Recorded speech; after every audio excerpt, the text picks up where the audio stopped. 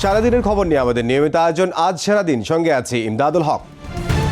বাংলাদেশ সহ বিশ্বের ৭৫টির বেশি দেশের জন্য ৯০ দিন শুল্ক স্থগিত করেছে যুক্তরাষ্ট্র। সামাজিক যোগাযোগ মাধ্যমে দেয়া পোস্টে বিষয়টি নিশ্চিত করেছেন মার্কিন প্রেসিডেন্ট ডোনাল্ড ট্রাম্প। ৩ মাসের জন্য শুল্ক স্থগিত করায় মার্কিন প্রেসিডেন্টকে ধন্যবাদ জানিয়েছেন অন্তর্বর্তী সরকারের প্রধান উপদেষ্টা ডক্টর মোহাম্মদ ইউনূস।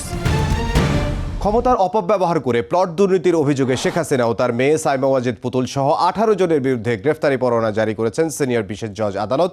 রাষ্ট্রপক্ষের আইনজীবী জানান, পুতুলের নামে রাজুকের ২টি প্লট থাকার পরও পুনরায় পূর্বাচলে জমি ভোগ দখল করা হয়, যা রাজুকের প্লট বরাদ্দ নীতি বিরোধী।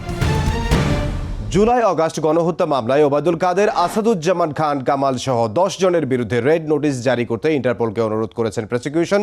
গণহত্যায় জড়িত টপ কমান্ডার ও মাঠ পর্যায়ে সরাসরি জড়িতদের বিচারকে অগ্রাধিকার দেওয়া হচ্ছে বলে জানিয়েছেন চিফ প্রসিকিউটর।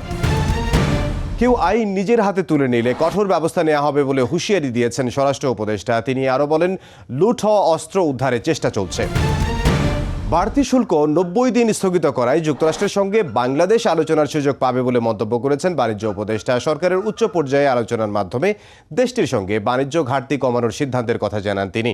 ভারত ট্রান্সশিপমেন্ট বাতিল করায় রফতানি বাণিজ্যে বাংলাদেশের কোনো সমস্যা হবে না জানিয়ে তিনি বলেন, নিজস্ব ব্যবস্থাপনায় এই সংকট কাটাতে বাংলাদেশ সক্ষম। শুরু হলো চলতি বছরের এসএসসি ও সমমানের পরীক্ষা। এবার পরীক্ষায় বসেছে প্রায় ২০ লাখ শিক্ষার্থী।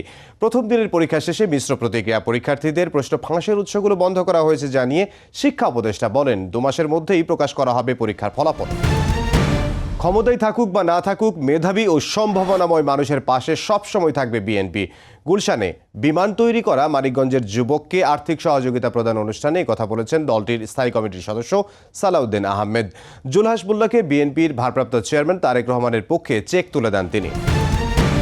ফিলিস্তিন ইস্যুতে জাতিসংঘ কার্যকরী পদক্ষেপ নিতে ব্যর্থ হয়েছে দাবি করেছেন ঢাকা বিশ্ববিদ্যালয়ের শিক্ষকদের সংগঠন সাদা দল। গাজায় ইসরায়েলের গণহত্যা ও ধ্বংসযজ্ঞের প্রতিবাদে ঢাকা বিশ্ববিদ্যালয়ে মানববন্ধনে দাবি করে মুসলিম দেশগুলোর নির্বিকার ভূমিকা নিয়েও সমালোচনা করেন সংগঠনের নেতারা।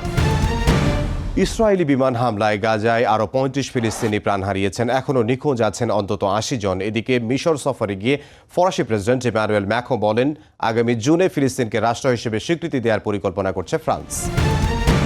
কোয়ার্টার ফাইনালের প্রথম লেগে বরুসিয়া ডর্টমুন্ডকে ৪-০ গোলে উড়িয়ে দিল বার্সেলোনা। আরেক ম্যাচে অ্যাস্টন ভিলাকে ৩-১ গোলে হারিয়েছে পিএসজি। এই ছিল আজ সারাদিনে।